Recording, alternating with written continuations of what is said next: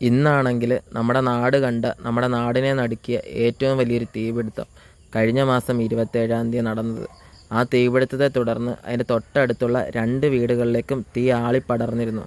അത് കാരണം ആ വീടിൻ്റെ 2 ഇലക്ട്രിക് വർക്കുകളും പ്ലംബിംഗ് വർക്കുകളും എല്ലാം കത്തി നശിച്ച നിലയിലാണ് നമുക്ക് കാണാൻ സാധിച്ചത്. നമ്മുടെ വാർഡ് മെമ്പർ കുഞ്ഞോള മാമയും അതേപോലെ തന്നെ നമ്മുടെ പ്രിയപ്പെട്ട സിബി അണ്ണനും പിന്നെ നമ്മുടെ സഹപ്രവർത്തകരും എല്ലാവരും കൂടെ ഒരുമിച്ച് നിന്ന് ആ വീടും പരിസരവും വൃത്തിയാക്കുന്ന ഒരു കാഴ്ചയാണ് ഇന്ന് കാണാൻ സാധിക്കുന്നത്. നല്ല രീതിയിൽ മഴ പെയ്യുന്നുണ്ടായിരുന്നു.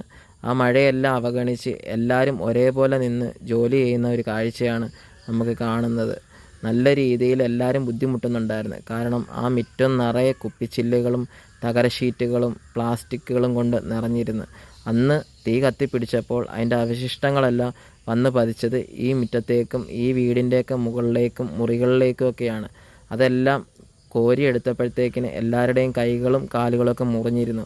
കാരണം പലരും ഗ്ലൗസൊക്കെ ഇട്ടപ്പോണ്ട് ആ ഗ്ലൗസൊക്കെ ഊരിയപ്പോഴാണ് പലരുടെയും കൈകളും ഒക്കെ മുറിഞ്ഞതറിഞ്ഞത്. ചെരുപ്പാണെങ്കിൽ ഇട്ടിട്ടുണ്ടെങ്കിലും അതിനടിയിൽ കൂടെ കുപ്പിച്ചില്ല് കാലേ വന്ന് കയറിയതും പലരും അറിഞ്ഞില്ല.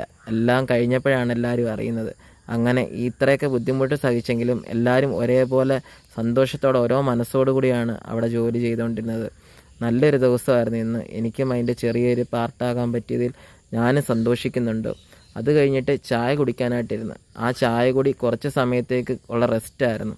അങ്ങനെ ചായ കുടിയെല്ലാം കഴിഞ്ഞിട്ട് വീണ്ടും ജോലിയിലേക്ക് ഇറങ്ങാൻ തുടങ്ങി. ഒരുമിച്ച് നിന്നാൽ ഏത് പ്രയാസവും അതിജീവിക്കാമെന്ന് തെളിയിച്ച ഒരു ദിവസം കൂടിയായിരുന്നു ഇന്ന്.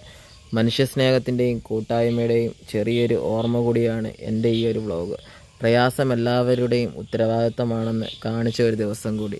ഇതായിരുന്നു ആ ഒരു ബിൽഡിങ്. അന്ന് നമ്മുടെ കറ്റാനത്ത് കത്തി നശിച്ച ഈ ഒരു ബിൽഡിങ് ഇന്നും ഇതൊരു ഓർമ്മയായിട്ട് അവിടെ നിൽക്കുന്നു.